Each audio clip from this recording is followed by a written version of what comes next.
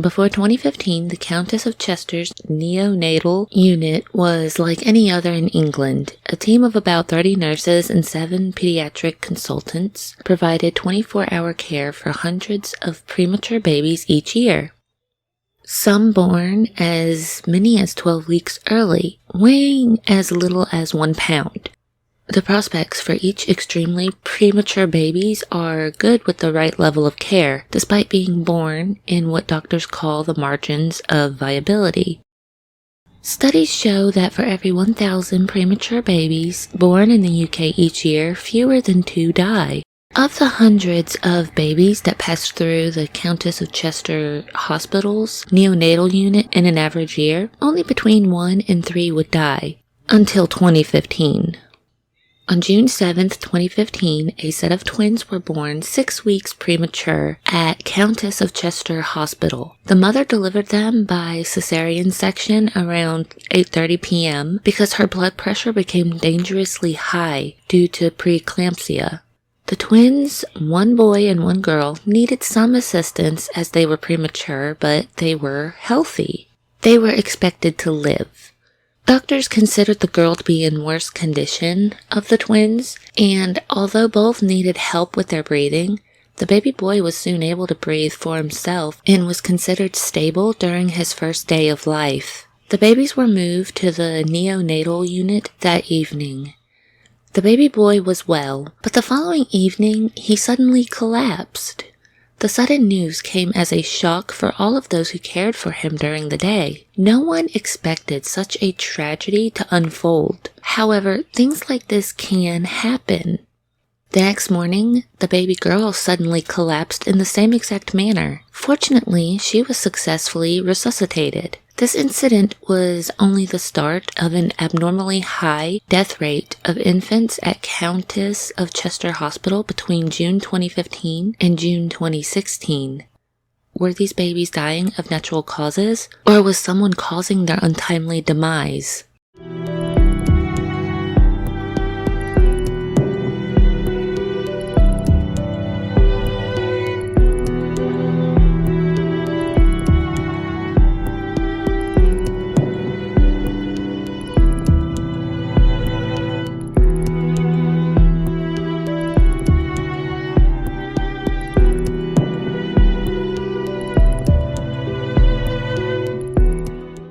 Welcome to another episode of Crimson Sin with Tamsin Leigh. I am your host, Tamsin Leigh. Full show notes and sources can be found at tamsinleigh.crimsonsin.podbean.com.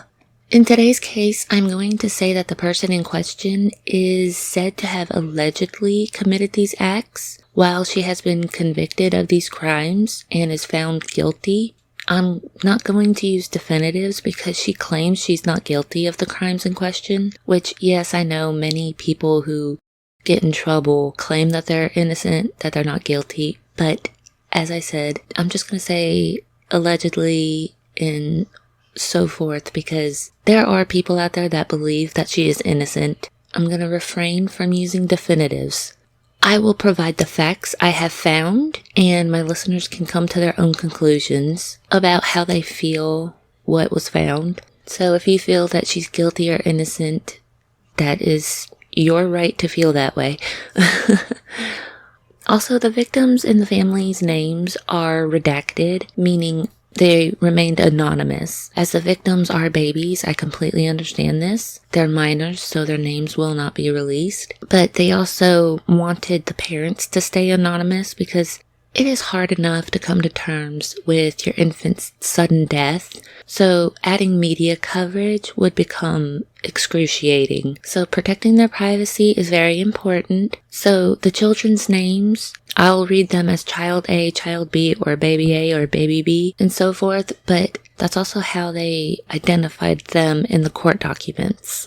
So today we are talking about the case of what is said to be one of the UK's most prolific serial child killers in modern times, Lucy Letby. This case is new, with her sentencing occurring on August 21st, 2023. So let's dive into the story of Lucy Letby. Lucy Letby was born on January 4th, 1990, and she was the only child of John and Susan Letby, who were a finance manager and an accounts clerk. She grew up in Hereford, where she attended a local school, Aylstone School, before attending Hereford Sixth Form College, selecting subjects that she believed would help her achieve her goals and aspirations. A friend who had known her since secondary school stated that Lucy had a very difficult birth and was very grateful for being alive to the nurses who would have helped save her life. This, the friend states, had led her to want to be a nurse all her life, and that everything she did was geared towards that ultimate goal of becoming a nurse. Another friend described her as quite awkward and geeky. Letby, the first person in her family to attend college, pursued her education in nursing at the University of Chester, where she also worked as a student nurse during her 3 years of training, carrying out placements at Liverpool Women's Hospital and the Countess of Chester Hospital. Letby was the first member of her family to study at university and graduated in September 2011. During her studies, she completed numerous work placements. The majority were based at the Countess of Chester Hospital, either in the children's ward or the neonatal unit. Letby qualified as a Band 5 nurse in September 2011 and went on to start working full-time at the hospital in January 2012. By the spring of 2015, she was qualified to work intensive care babies. She stated that her workload at the time was predominantly spent looking after the sickest babies on the unit. During this time, she stated to have mentored 5 or 6 student nurses and estimated that she cared for hundreds of newborn babies during 2015 and 2016. At the beginning of this episode, I discussed the tragic tale of Child A and Child B. Child A was the twin boy who showed he was stable and recovering better than his sister, Child B. Child A weighed only 3 pounds 12 ounces and was cared for by Dr. Sally Ogden when he and his sister were transferred to the neonatal unit. On June 8, 2015, at 8:30 p.m., Dr. Ogden completed her shift and left her duties for caring for the babies to Lucy Letby and nurse Melanie Taylor. He was breathing on his own and was expressly given breast milk.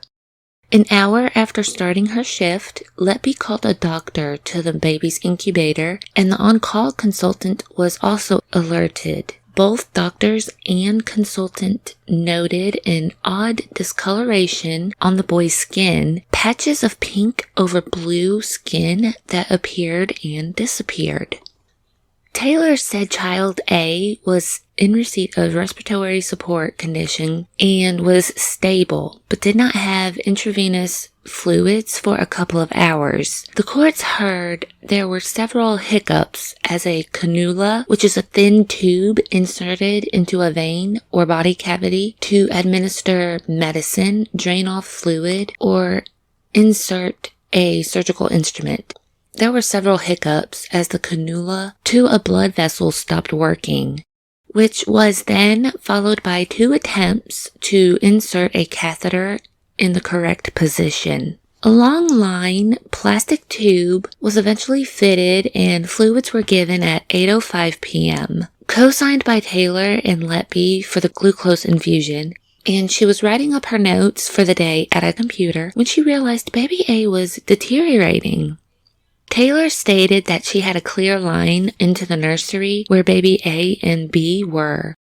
He started to deteriorate. His heart rate dropped and his saturations dropped. And Lucy Letby was standing by the incubator. She said, I initially stayed by the computer because he was fairly stable and Lucy was there. When I realized he wasn't recovering from the deterioration, I got up to help Lucy. She also explained that it was not uncommon for babies in the unit to deteriorate and then quickly improve. So for a short time, she thought baby A was recovering. Taylor said she wasn't certain, but thought it was after the glucose infusion had begun that she sat down at the computer to complete her notes. When she got to baby A, Letby was giving him some breaths by a neopuff, which is a face mask used to aid neonatal resuscitation. She described the attempts to save baby A as a bit of a blur. She said, "I know that it was lengthy and carried on, but I kept thinking he was going to recover, and he didn't." Dr. Ogden stated baby A showed no signs of any problems throughout the day. He was handling well. She said, "I had no concerns at all for him or his twin sister." When she returned for her shift the next morning, she stated that she received a handover from Dr. Rachel Lambie, informing her and her team that baby A had died during the evening before, just 90 minutes after Dr. Ogden clocked out of work. She continued, "I remember this came as a big surprise. It was completely out of the blue and very upsetting." A pathologist concluded that air in child A's circulation was most likely caused by air administration through one of 2 tubes already attached to the baby's body. After baby A died, it was stated by the parents that they feared for baby B. A family member stayed by the surviving baby's side while in neonatal care. Child B was said to have required some resuscitation at birth on June 7th, but recovered quickly and stabilized. Shortly before midnight, it was noted her blood oxygen level had fallen and that nasal prongs had been dislodged. At about 12:30 a.m. on June 9th, she was blue, not breathing, and limp. An on-call registrar was alerted and the child recovered quickly once she was resuscitated. Allegedly, Letby injected child B with air roughly 28 hours after doing this to the newborn's twin brother. She survives after being resuscitated. Subsequent tests showed loops of gas-filled bowel, which is a finding later replicated in several babies over the following year. In my research, I found that in young children, gas-filled small bowel loops are common, normal findings. However, distension of these loops by gas or fluid should be regarded as abnormal. Luckily, child B does not appear to have suffered any adverse consequences from this heinous act. On June 14th, 2015, baby C was only 5 days old when he unexpectedly passed away. A 7-week premature baby weighing only 1 pound 12 ounces was in intensive care but in good condition until he suddenly collapsed. It was stated that Letby was looking after another baby, but was the only person in the room when he suddenly collapsed. He showed intermittent signs of life for 5 hours after a medical crash team called off their desperate attempts to resuscitate him. Medical staff had initially gone twice over the normal 20-minute threshold recommended for resuscitation to continue once a baby has failed to respond. Which can you blame them? Saving a baby is important for many people because they are so innocent. They haven't experienced life yet. And when it comes to newborn babies, it's not just about the baby. You want to resuscitate them because it's about their family too. I mean, they came there, had the baby, and to just walk off empty-handed it's just devastating. It is stated that both baby C's heart and breathing restarted faintly while he was being cuddled by his parents in a family room at the Countess of Chester Hospital. They continued to carry out token resuscitation for another hour to allow time for the infant to be baptized by both a Catholic priest and a Church of England vicar. During this time, it was claimed by a senior nurse on duty that day, she had to repeatedly tell Letby to come out of the room that baby C's parents were spending their last moments with, their son, after she'd been involved in failed attempts to revive him. She stated that she wanted Letby to concentrate on another baby in the unit, but she kept going in the room with the family. Nurse Taylor was instructed to offer the family a memory box, which included a hand and footprints and a lock of hair. However, this was only partly done by Taylor because Letby kept going into the room and decided to carry out the rest of the process even though she was not instructed to do so.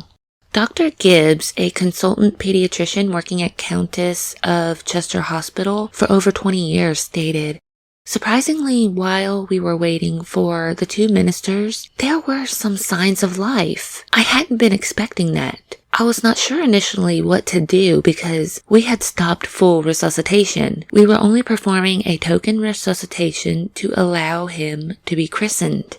I'm not sure why his breathing, occasional gasps, and his heartbeats restarted. It was 5 hours later when finally no heartbeat was heard and there were no further gasping responses. After his shift ended and leaving the hospital, he was at home when he received numerous phone calls from a colleague stating, "She called me, I can't remember how many times, but to say baby C is still showing breathing effort." I can't think of any natural disease process that would allow the heart to restart later on when you've not been able to restart it with resuscitation. That suggests that whatever catastrophic event caused his death was reversing. I don't understand from a natural disease process. Gibbs said that when staff became aware of the intermittent signs of life returning to the infant, they gave him palliative care. They realized that by then he had suffered profound brain damage. He said it's very difficult to know what a 30-weeker feels. We don't know if he was feeling distressed, but we knew he had no nutrition, and by then he would be dehydrated. It was therefore appropriate to give him morphine to relieve any distress.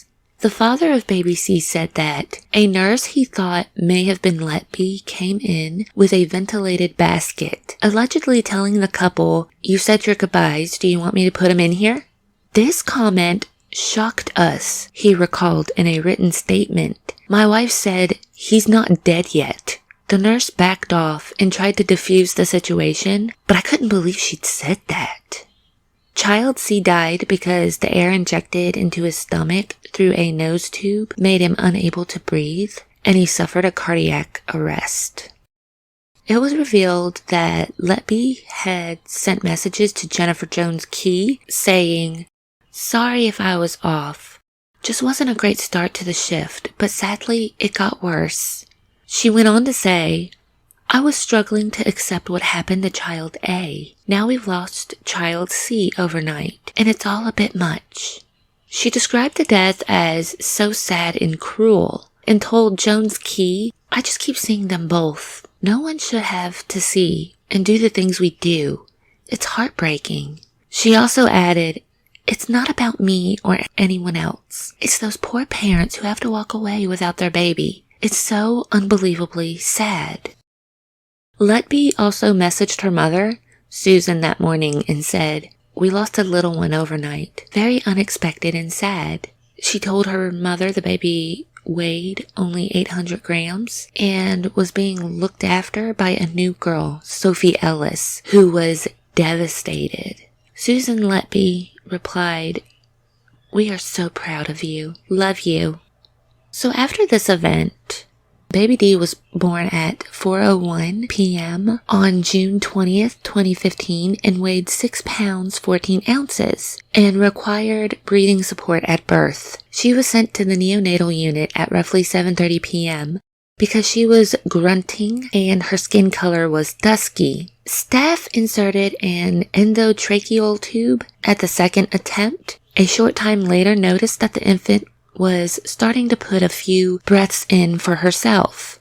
Later, a note said that the father of baby D appeared visibly upset when told that his daughter would remain in the unit for at least 48 hours, and he was given a lot of reassurance. At 4:30 a.m. on June 21st, the nursing notes reported good respiratory effort and good blood gas readings. Staff reduced ventilation support. By 9 a.m., the infant's blood gas remained satisfactory. However, at 10:15 a.m., Nurse Kate Bissell reported that a new blood gas reading showed signs of respiratory acidosis. As a result, baby D was put back on CPAP.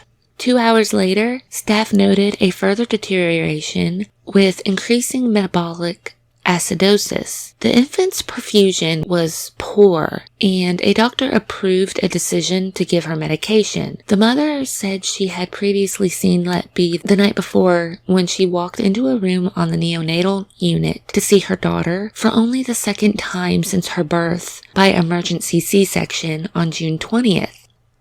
As I pushed in, she, speaking of Letby, was sort of hovering around D, but not doing much. She had a clipboard to take notes. She was looking at the machines. I didn't know what she was doing. I asked if everything was okay. She said, yes, fine. I would have expected she could have just left us to it. It was the first time I'd seen Dee since her birth. She just stuck around.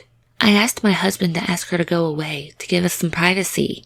It was around 4 a.m. that they were awoken and told to rush to the neonatal unit. In a statement, child D's father said she was on the neonatal ward for 36 hours and had equipment to help her breathe. In a written statement, baby D's father said that as soon as he and his wife reached the neonatal unit, he realized it was a very serious situation.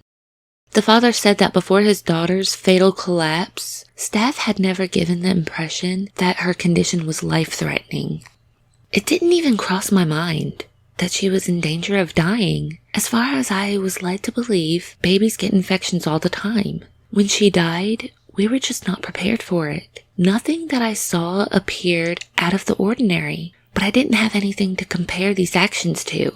Child D died of an IV embolism that resulted in her collapsing 3 times in the early hours of June 22, 2015. Those attending noted a discoloration of the baby's skin. It was also revealed that Letby had searched for Child D's parents on Facebook not long after this incident. By this point, many of the staff started to become very suspicious of the sudden and unexpected deaths that occurred in June. There were 3 deaths, which all babies were expected to live, and another nearly died. 4 victims in 1 month is highly suspicious. And I state that it is highly suspicious because from the deciding factor of air being injected into the bloodstream or stomach, this is not a common way to die. And on top of that, it is suspicious to begin with because even though these babies were premature and probably had a low viability rate, this hospital deals with premature babies all the time. So on average, as I stated at the beginning, on average, this hospital has maybe 1 or 3 infant deaths. Now there's 3 in 1 month. That is just suspicious. I mean, it could happen, but still. Kind of suspicious. So on July 2nd, 2015, Dr. Stephen Breary, who is the head consultant on the neonatal unit, started to carry out a review of the unusual deaths that occurred during June. The director of nursing and deputy chief executive was told that Letby was the only nurse on shift for each of the 3 deaths. The common denominator, if you will. She worked long shifts on June 2nd, 4th, 17th, 19th, 27th, and 28th, and night shifts on June 8th, 9th, 13th, 14th, 21st, and 23rd. Baby A died on the night of June 8th and 9th. That's when she had her night shift on the 8th and 9th, while his twin sister, Baby B, suffered a non-fatal collapse on June 9th and 10th, which she was on night shifts on June 9th. Baby C died on the night of June 13th to 14th, which she was there for the night shifts on those days. And Baby D died on the night of June 21st to 22nd. Again, she was on night shifts on June 21st. So, again, she was the common denominator because on some of those days, she was the only nurse who was assigned to those babies. All of this is alleged, it's speculated. I'm giving you the information I found. You make your own decisions on what you believe happened. But so far, from that data, it is kind of suspicious, right? So, from these findings, even though Dr. Breary showed that he was highly suspicious because it was unusual deaths, Letby remained on the neonatal unit. Of course, they probably believed that this to be coincidence, which I would not want to immediately rule out that, okay, this is a coincidence. But as for my opinion, as it is dealing with infants, I would think that some investigation should have been carried out. Even if the investigation didn't come to anything, that there were no promising results, as a parent and as a human being, I think they should have investigated for the abnormal deaths. I mean, do you think they should have investigated? Not specifically only looking at Letby, looking at everything. Maybe someone should have investigated, right? Child E and Child F were twins who were born 7 weeks premature. It is said that Child E's mother walked in on Letby trying to murder the newborn after arriving to the unit with his milk. The mother stated that when she arrived, he appeared to be distressed and bleeding from the mouth. She continued that Letby tried to reassure her and stated that the registrar would review the baby's condition while recommending that she should leave the unit. Child E went on to suffer significant blood loss later in the evening, which is believed to be the result of Letby interfering with his nasogastric tube and an IV embolism. Child E lost at least a quarter of his total blood volume, which showed trauma. Following the death of Child E in the early hours of August 4th, it was stated that Letby made fraudulent nursing notes, which were false, misleading, and designed to cover her tracks. It was also reported that Letby repeatedly searched for the family on social media after his death. The day after allegedly murdering Child E, it is speculated that Lucy Letby used insulin for the first time to poison a baby by trying to murder Child E's twin brother, Child F. In less than 24 hours after Child E's death, Child F's feeding bag was laced with insulin. A blood sample later confirmed this, as he had extremely high insulin levels and very low C-peptide levels. This was proof that he had been injected with insulin. Luckily, he survived. Child G is the most premature baby in the case, as she was born 15 weeks early and weighed just over 1 pound. September 6th, 2015 was a significant date for the baby, as she made it to her 100th day alive. However, in the early hours of September 7th, it was found that she was fed an excessive amount of milk through a neogastric tube and quite possibly injected with air. Child G vomited out of her cot and onto a nearby chair and the floor. She had suffered a collapse and was not breathing. She was moved back to Arrow Park Hospital, where she was born, and quickly recovered before she returned to the Countess of Chester on September 16th. Child G had 2 projectile vomits and stopped breathing briefly on September 21st after she was earlier fed milk via a nasogastric tube, allegedly by Lucy Letby. She projectile vomited again, and her heart rate and oxygen levels dropped to unusually low levels. The doctor said that he could not find a natural cause for the drastic vomiting, so an expert witness doctor concluded that the only viable explanation for the baby vomiting so extraordinarily was if it had received far more milk than was allocated down her feeding tube, and that this could not have been an accident. You cannot accidentally overfeed a baby by this amount.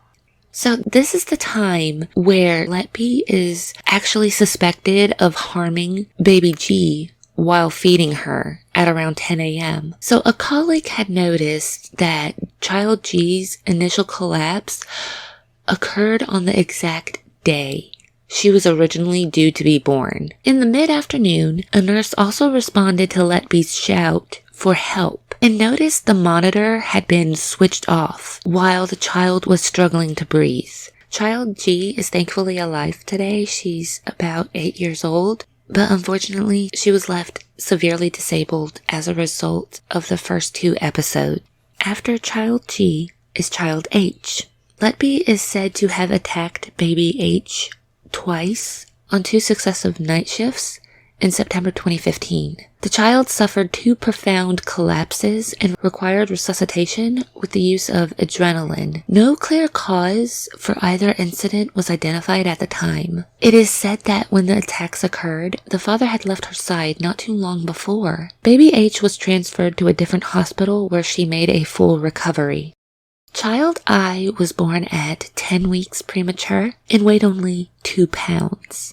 It was reported that the baby was stable and didn't require any specialized care. So roughly 6 weeks after Child G's multiple collapses, Child I died on October 23, 2015.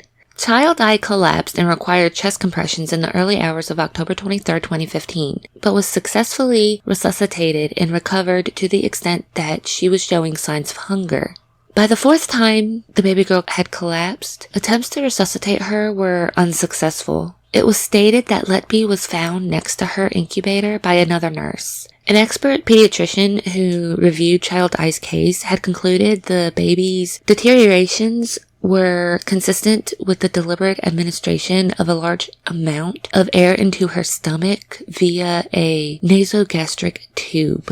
The baby was found to have excessive air in her stomach twice, which had affected her breathing. Before the second collapse, Letby had suspiciously said to a colleague that Child I looked pale, even though it would have been hard to see from where they were standing in a doorway looking into the darkened nursery. Upon hearing this, the designated nurse for the child turned the light on to see that the girl was not breathing. The child's mother later said Letby smiled as she bathed her dead daughter and offered to take a photo of the dead child. The doctor had stated that he had seen unusual skin mottling on Child I's skin, and x-rays showed the child had a massively enlarged stomach that was consistent with her having been deliberately injected with air. Letby also later searched for Child I's mother on Facebook. Following the death of Child I, Dr. Breary became increasingly concerned. Looking into the staffing review, he finds that Letby was present at all of the unusual deaths. Another consultant, Dr. Ravi, alerted management about their concerns and findings, but were told not to make a fuss. Baby J was born prematurely also. At just 32 weeks and 2 days, Child J appeared to be well at first, but then problems with her bowel became apparent and she was moved to Alder Hey Children's Hospital in Liverpool for emergency surgery. She had a condition called necrotizing enterocolitis, where a portion of the bowel becomes inflamed, as well as a perforated bowel. Baby J needed 2 stomas, where part of the bowel is left outside the body to allow it to rest after surgery. After 10 days, she was taken back to the Countess of Chester's neonatal unit. The mother recounted how the staff at Alder Hey Children's Hospital were more responsive and remained in contact with the family than at Countess of Chester. She even stated that she walked in on her daughter wrapped in a towel, covered in feces, and had to prompt the staff about the baby's medication. After 4 weeks at the hospital, the parents were preparing to bring Child J home when they received a call that their baby had collapsed. Child J's mother said when they arrived at the hospital, they found the girl in an incubator and she looked very floppy, pale and yellow in color, and was not very responsive. After care from nurses, the baby recovered quickly, but the cause of her collapse was not known at that stage.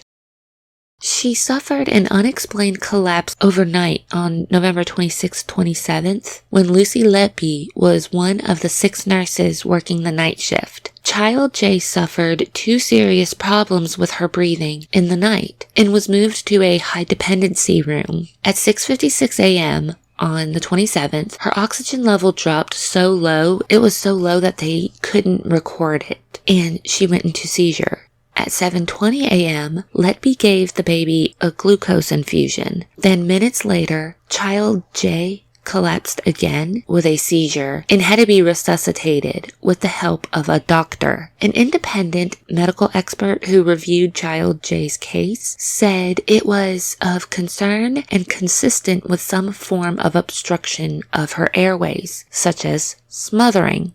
Again, after this, Letby searched for the child's family on Facebook the next month. On February 8th, 2016, a review ordered by Breary found several links in 9 unusual deaths since June 2015. Letby's name was mentioned during a meeting called to discuss the report and sent to the medical doctor, Ian Harvey. Breary requests an urgent meeting with executives, but no meeting takes place until May 2016. Child K was a baby no older than 98 minutes when Letby was found in her room by her colleague, Dr. Ravi, a pediatric consultant. The doctor was said to have been uncomfortable finding Letby in the room with a 12-week premature baby because he had started making a connection between the mysterious deaths. Dr. Ravi stated that Letby was standing over the incubator of the newborn girl when her oxygen levels had fallen dangerously low. The doctor rushed to help the baby to find that her chest was not moving and her breathing tube had allegedly been dislodged. It was reported that Letby did not make any effort to help, nor did she call for assistance, while an alarm connected to the infant appeared to have been silenced. Later that same morning at 7:30, Lucy Letby was again at Child K's cot, calling for help. She was assisting the baby with her breathing, and it was found Child K's breathing tube had, this time, slipped too far into her throat.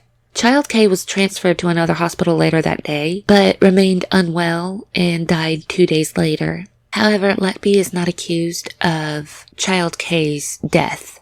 By April 2016, Letby was moved to the day shift because people were very suspicious about her at this point. And just as she was switched to the day shift, the unexpected time of infant deaths changed to the daytime also. Such was the case for Child L and Child M, who are twins.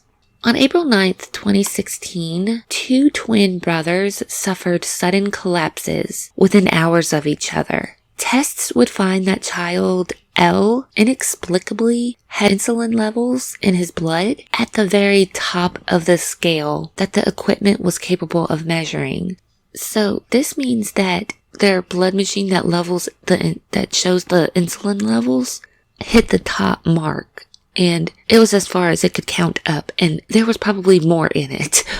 So hours later, twin brother Child M's heart rate and breathing suddenly dropped, and he nearly died. Experts say that Child M's heart was likely caused by air being injected into his bloodstream. Although he lived, the child now suffers from brain damage. It is noted that the collapses of Child L and M occurred in almost identical circumstances to Child E and F. Both were twins, where one was believed to have been injected with insulin and the other with air. Child F had survived his injection of insulin, and it is noted that Child L had been injected with twice the dose of insulin. The suggestion of this being that allegedly Letby had done so to ensure death on this occasion. Child M was close to death when his breathing and heart rate dropped dramatically. However, he improved during the night shift and went on to make a speedy recovery. So the alarm was raised again on May 11th, 2016, when Brearley meets with Harvey and Kelly to raise concerns about Letby after an assurance document set out by why Letby was not believed to be the cause of the unusual deaths. This was the urgent meeting he requested back in February. Just a personal thought, I guess urgent takes 3 months when it deals with premature babies. I guess. That's my personal thought. So anyway, it suggests other NH services may be to blame for the spike in deaths, and that there is no evidence whatsoever against Letby other than coincidence. Brearley feels his concerns have been dismissed. Again, of course, these horrible things happen, but these are not common ways of dying. These are not natural causes of death. So yes, of course, it could be a coincidence that Letby was there on these days, but the theory remains that it only happens when she's there. It hadn't happened when she wasn't there. So there's no way It only happens when she's there. There's only so many times that it can be considered a coincidence before someone can be like, okay, no, there's something actually really going on here. Child N was born at 34 weeks in June 2016. His clinical condition was described as excellent, although he did have mild hemophilia, which is a blood disorder that causes severe bleeding. It is speculated that Letby used his condition to her advantage as a cover when she proceeded to attack him 3 times. At 1:05 a.m., the day-old baby suffered a sudden lowering of his blood oxygen levels to life-threatening levels.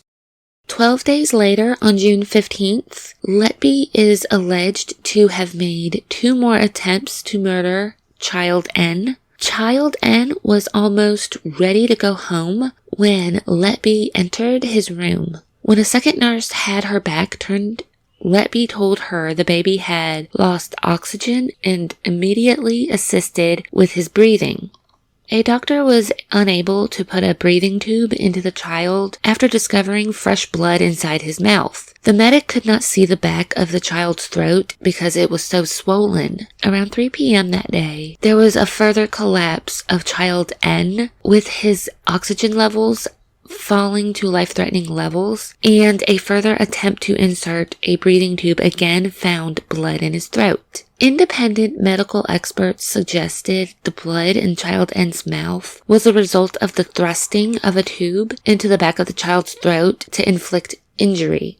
He was later transferred to a specialist children's hospital in Liverpool, where he recovered quickly. On June 23rd and 24th, on June 23rd and 24th, this instance happened on Letby's first shift back from a trip to Ibiza. It was reported that Letby, while she was on her trip, she had texted a colleague saying that she would be back with a bang. Child O, a perfect, healthy baby, is due to be discharged home, but suddenly collapses on June 23rd. When the child initially became unwell, another nurse suggested to be moved to Nursery 1, where the sickest children were treated. But Letby disagreed, and the baby subsequently collapsed less than 2 hours later. He recovered, but he suffered 2 further collapses and died almost exactly 3 hours later. The lead consultant noted that the child should have responded better to resuscitation. X-rays on a post-mortem showed he had an abnormal amount of gas in his body, and he had liver damage that an independent pathologist would later rule had resulted from an impact injury, similar to what would have been seen in a car crash. 13 minutes after Child O's death, Letby was feeding his triplet brother, Baby P, who also was expected to be able to go home soon, but then he collapsed after his diaphragm was somehow shattered. Doctors attempted to recover him by preparing him to go to another hospital, and Letby then remarked, "He's not leaving here alive, is he?" The boy soon died. X-rays likewise showed an inexplicable amount of gas inside the baby. These deaths have been described as exceptional and the tipping point when the consultants realized that drastic actions needed to be taken. A consultant allowed the surviving triplet to be taken to a different hospital by medics who had turned up to take baby P, which had been expected to live. The consultant said she allowed this after her parents had begged for it, and she now felt Letby was a mortal danger to the surviving triplet. Before the second triplet had died, Letby had texted a doctor saying she would be watching them both, triplet P and the surviving triplet, like a hawk, and said, "I'm okay, just don't want to be here really, hoping I may get the new admissions." On June 24th, when Child O and P unexpectedly died, it became the tipping point. Brewery phones the duty executive Karen Rees on the evening of Friday, June 24th, 2016, to say Letby has to be removed from the unit. Rees insists Letby is safe to work and is happy to take responsibility if anything happened to other babies when Letby was involved. 3 weeks later, Letby is removed from duty and the suspicious collapses stop, but not before the final incident. On June 25th, 2016, the day after she allegedly killed child P, the neonatal nurse allegedly injected child Q with excess air and a clear fluid, possibly water or saline, into his stomach using a nasogastric tube. The baby was transferred to another hospital where he made a quick recovery. On July 3rd, 2018, Letby was arrested by police on suspicion of 8 counts of murder and 6 counts of attempted murder, following a year-long investigation. Letby's home at Chester was searched by police following her arrest. After Letby's arrest, the investigation was widened to include Liverpool Women's Hospital, which was another location Letby had worked at. Police started looking into Letby's entire career, including at the Liverpool Women's Hospital since her conviction. So Letby was bailed on July 6, 2018, as the police had continued their inquiries. Time had to be taken to review the unexpectedly large amount of document evidence that they had found in Letby's home. When I say they found a lot of evidence in her home, I mean that there was so much evidence in her room. It was phenomenal. In her diaries, they found what appeared to be a code of colored asterisks that marked significant events in the investigation, so these needed to be looked into further. I read that she had a post-it note saying that she was evil, she did this. I read that the notes that she had falsified that the doctors and nurses found on one of the babies, she kept actual truthful documents that she didn't falsify. Those were even found in her room. So she was rearrested on June 10th, 2019 in connection with 8 murders and 9 attempted murders of the babies. And then again on November 10th, 2020. She was bailed in 2019 as more time was needed to get evidence together to make sure it was as strong as possible before charges could be brought against her. They wanted to make sure that they had unreasonable doubt that she did it. There were thousands of exhibits in the investigation, 16,571 of which were not even used as evidence, and some of the items were themselves thousands of pages long. That's how much evidence and documentation they had. That's how much evidence the police found. 16,571 was not even used. The 2019 arrest and bailing had been made, as by this time, 3 further cases of attempted murder had been identified, which investigators needed to question Letby further on. And as Letby had been found to have written extensively about the case on her 2018 arrest, detectives wished to see whether she had written anything further in the year while she was under investigation. The key aspects of the investigation, which has been described as painstaking, were they were always asking themselves, who else could it be? If not her, what else could it be? So on November 11th, 2020, Letby was charged with 8 counts of murder and 10 counts of attempted murder. She was denied bail and remanded in police custody. The Crown Prosecution Service were convinced to approve all of the charges against Letby after it reviewed the evidence the force collected against her. Letby denied all 22 charges against her, blaming the deaths on hospital hygiene and staffing levels. On March 13th, 2020, Letby was placed on an interim suspension by the Nursing and Midwifery Council. I had read that this case was very lengthy, taking 9 months because of all of the babies involved. It took 9 months. I also read she showed no remorse. She wasn't crying. I read that the only time she really sobbed was when one of the doctors, they had him behind a sheet to testify against her. And when she heard his voice, It was suspected that she had some type of infatuation with him, and then she just started sobbing when she heard his voice. She actually got up and ran out of the courtroom. That's when she would start sobbing. That's when she started to show emotion while in court. But many people felt that she was remorseless of this stuff. I mean, even if she wasn't found guilty, I think she would have showed some sign of grief. So on July 10th, 2023, after a 9-month trial, the jury was sent to deliberate. Verdicts were returned by the jury on several days, starting on August 8th, but the final verdicts were returned on August 18th. Letby was found guilty of 7 counts of murder of 7 babies. She killed them by injecting them with air, overfeeding them, poisoning them with insulin, and assaulting them with medical tools. She is the most prolific serial killer of children in modern British history. Letby was also found guilty of 7 counts of attempted murder of 6 infants. Letby was found not guilty on 2 counts of attempted murder. The jury was unable to reach verdicts on 6 further attempted murder charges.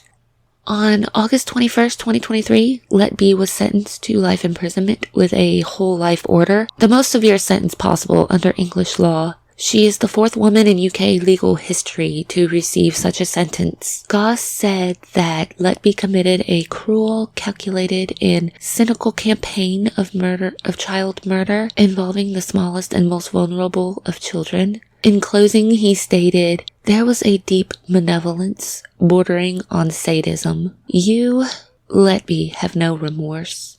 There are no mitigating factors. The offenses are of sufficient severity to require a whole life order." Letby opted not to attend the sentencing hearing, and as such, heard neither the various victim impact statements, which were read out, nor her sentence being passed. In response, Alex Chalk, Secretary of State for Justice, wrote that the government will look at options to change the law at the earliest opportunity to compel defendants to attend their sentencing. Letby's parents, who had been present throughout her whole trial, also did not attend her sentence hearing.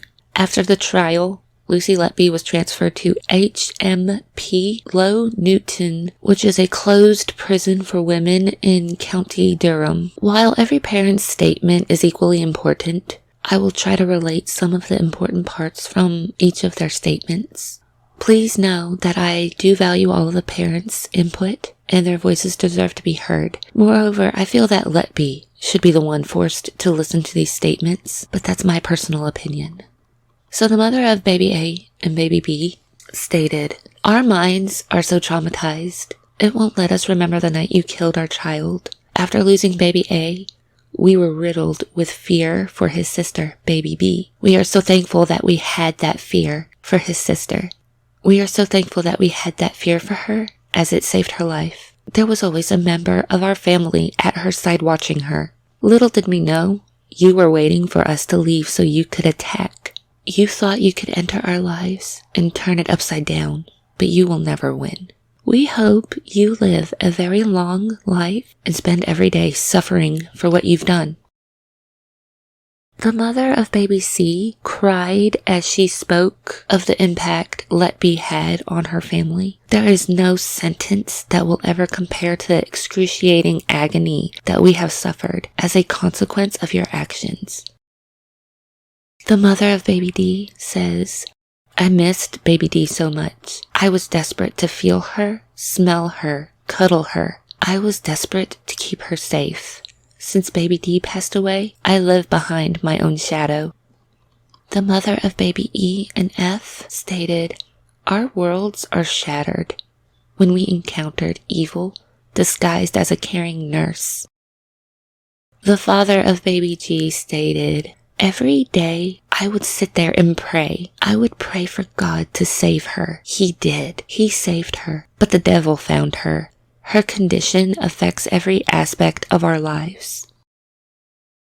The mother of baby I says, "She was our gorgeous little princess, and I couldn't even begin to explain the pain when we lost her. We struggled with trust, I won't leave my kid in the hospital. We will never give anyone that type of trust with our kids again. I don't think we will ever get over the fact that our daughter was tortured until she had no fight left in her. The mother of baby N stated, "We believe baby N has lasting damage as a result of the injuries he sustained."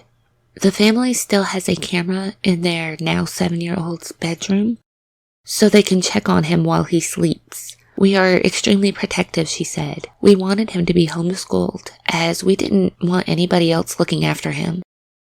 Both parents for baby O and P made a statement. Their mother stated, "Going through the firsts with the surviving triplet is very hard. I started to blame myself. I thought I'd passed on an illness to all 3 of the boys." The boy's father spoke about watching baby O deteriorate and die. "It was horrific to see. It is an image that I'll never forget." He sobbed throughout his statement, and many in the court were in tears. He said he had suffered mental breakdowns and struggled with alcohol and suicidal feelings. "The anger and the hatred I have towards Letby will never go away," he said. "It will continue to haunt us and will always have an impact on our lives." The true motives for why Lucy Letby allegedly carried out these actions are unknown. However, there are numerous speculations. One such speculation was that Letby attacked and killed babies in her care to gain the sympathy of a doctor who she had become infatuated with. It was alleged she wanted to make herself the center of his attention and focus. Letby and people in the public gallery could not see the married registrar because he had asked to give his evidence from behind a screen. His voice prompted her to break down in tears as she abruptly left her seat and walked towards the exit door of the dock. When the time came for her to enter the witness box, she said she loved the doctor as a trusted friend, but was not in love with him romantically. She denied claims by the prosecution that she was infatuated with the doctor, but other speculations include that she enjoyed playing God, received a thrill from seeing the grief and despair of parents, or found caring for less sick infants to be boring. During my research of this case, I had stumbled across many people who feel that Letby was innocent in these crimes. I even found an article about a woman in California looking into raising money for Letby's appeal, claiming that her trial was unjust because they only examined the days that Letby was at work. This case was difficult for me to cover. As a mother to a child who was born prematurely, I know that fear and desperation for your baby. Because the mother and baby need to be monitored and need time to heal, it is expected to be distanced from your baby as each area in the hospital is designated for their own specialties. But you have to trust that the nurses and physicians are able to take care of your newborn. A trust that is always pretty much given because they deal with these cases on a daily basis. So why wouldn't you trust these highly qualified individuals? Yet seeing this case sparked a lot of emotions for me. After a C-section and life-saving measures taken on me and my daughter, hearing this story was scary. Reading the parents' statements and heartache brought me to tears and made me hold my daughter tighter at night. I do not like to cover cases pertaining to infants and children. That's just me. I usually don't cover these types of cases, but I made an exception for this one. I think the hospital is to blame, not the doctors who raised their suspicions to the executives, but I think the executives failed these parents and those poor babies. Of course, the murderer is fully 100% to blame for taking these babies' lives, but if their superiors would have looked into the matter further instead of dismissing Dr. Breary so quickly on multiple occasions, then there could have been so many lives spared. I mean, some of these babies would still be alive, other ones wouldn't be suffering from disabilities. I mean, I understand that it is hard to grasp that someone would intentionally hurt babies, but unfortunately this is the world we live in. I can only hope that these victims and their families can one day find peace. I'm not going to say to be whole again because there isn't a way for a parent to feel whole again after losing a child. So what are your thoughts on this case? Do you think Letby is guilty and her sentencing is just? Do you think these actions were caused by incompetency or malpractice? Or do you believe she's innocent? If you think she's innocent, tell me your thoughts. Tell me your thoughts in the comments. Thank you for listening to this episode. I know it was an incredibly sad story. If you have a case that you would like me to cover, please leave your request in the comments. And I also left a way to contact me with your requests in the show notes. Please stay safe, everyone, and I will see you for the next episode. Bye!